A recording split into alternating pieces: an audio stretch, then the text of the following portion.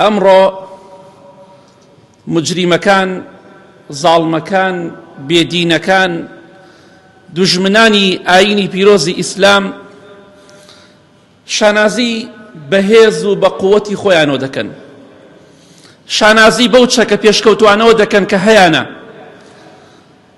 بۆ ئەوەی کە ئێمەی موسڵمانی پێ زەعیفکەن و بمان کوژن.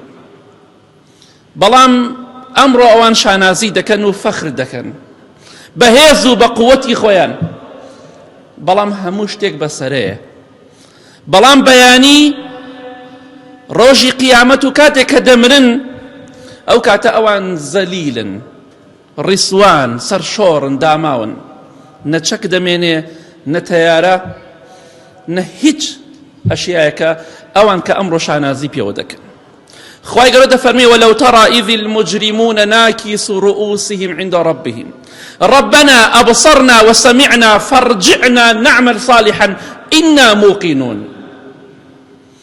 خوای گەورە دەفەرمێ ئەگەر ئێوە دەبینن لەو ڕۆژێک کە ڕۆژی مجریمەکان و زاڵمەکان و بێدینەکانە، ئەوانەی کە خەڵکیان دەکوشت، ئەوانەی کە زوڵمیان لە خەڵ دەکرد، ئەوانەی کە خەڵکیان بەڕاستی بە هەموو جۆرێک سزا دەدا، ئەگەر دەبینیت لە ڕۆژی قیامەتە لە ساحەی مەحشەر لە ناو ئاگری دۆزەخدا ناکیسو رؤوسهم عند ربهم، ئاوا سەریان شۆڕ کردووە لە خزمەتی خوادا، سەر شۆڕن، ڕیسوان، باچەکی هەبێ، با نەوەوی هەبێ کە ڕۆژی قیامەت هات ئاوها لەسەر بێدینیەکەی و زاڵمەکەی مرد سەر شۆڕ و ڕیسوایە. خوا دەفەرمێ دەڵێن چی؟ ڕەبەنا ئەبصەرنا وەسەمیعنا، خوایان ئێستا چاومان کرایەوە، ئێستا دەبیستین بمان گەڕێنەوە بۆ دنیا، ئێمە چاکت دەکەین ئەمڕۆ تەئکیدین قیامەت ڕاستە، خوایان بمان گەڕێنەوە بۆ دنیا، یەک موسڵمان ناکوژین، یەک کەس ناکوژین، زڵم لە هیچ کەسێک ناکەین، بەڵام تازە کۆتایی پێات.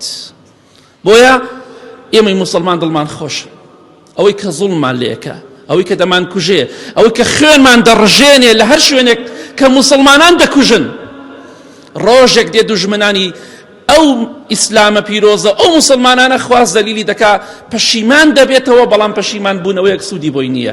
بۆیە سەرنجامی زاڵم و خوێن ڕێژ و بێدینەکان پەشیمان بوونەوەیەکی بێسوودە، لە خزمەتی خوادا سەرشۆڕن، نە چەکیان پێیە، نە تەیارە، نە نەوەوی، بەڵکو زەلیل و داماون. کەواتە دڵخۆش بە